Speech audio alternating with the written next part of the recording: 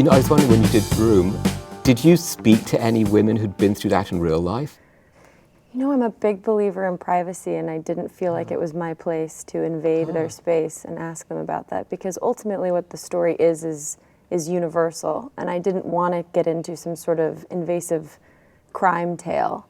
I had been given some videos of the very rare times that these girls had done public interviews, and they just broke my heart and made me so angry. And that was sort of the fuel for really wanting to put a lot into that interview scene that's at the end of the movie, because I wanted to expose that sense of the way that we are exploiting someone else's tragedy and for our own sort of, it's like the staring at a car crash thing. But why are those things so mesmerizing? But what was really interesting, and it's interesting you're saying that about the film, is that you think, I have to really prepare myself before I watch this. I don't know how I'm going to deal with it as an audience member.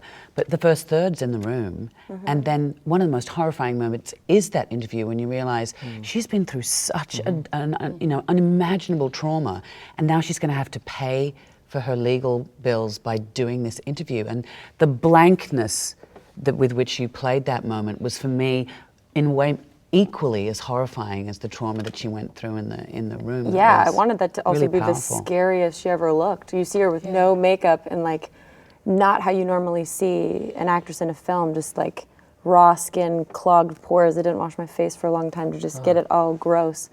And at first you're sort of like, oh God, and then you adjust to it. And then by the time she's got makeup on, you're like, why does anyone put makeup on ever? It's the most bizarre thing to me.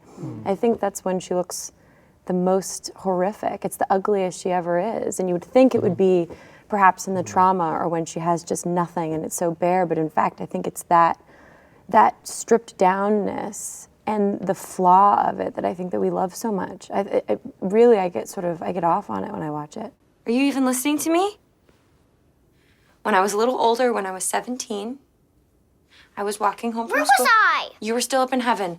But there was a guy, he pretended that his dog was sick. What guy? Old Nick. We call him Old Nick. I don't know what his real name is. But he pretended his dog was sick. What's the dog's name? Jack, there wasn't a dog. He was trying to trick me, okay?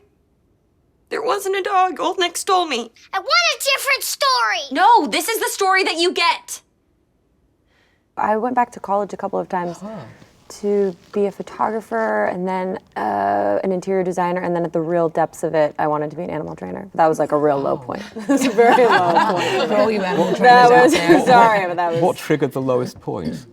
I wasn't pretty enough to play the popular girl. I wasn't mousy enough to be the mousy girl.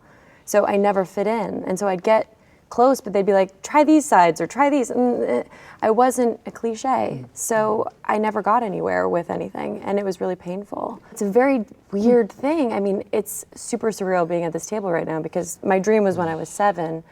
Everybody has dreams. And there's a lot of people that dream of being an actor. And it's I feel like you're constantly questioning yourself with those no's as to, is this another moment that I take and I can use this towards the craft at another time? Or am I just delusional? Am I just completely insane? And what's interesting is how many times I did take a step back, which I am so grateful for, because I think that getting pulled back into it, feeling like you're getting the call, is what drives me to act.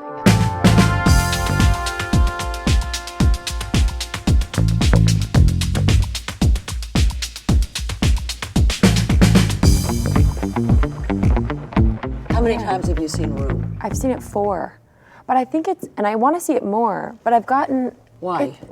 Because it means so much more than my little brain can comprehend when I was making it.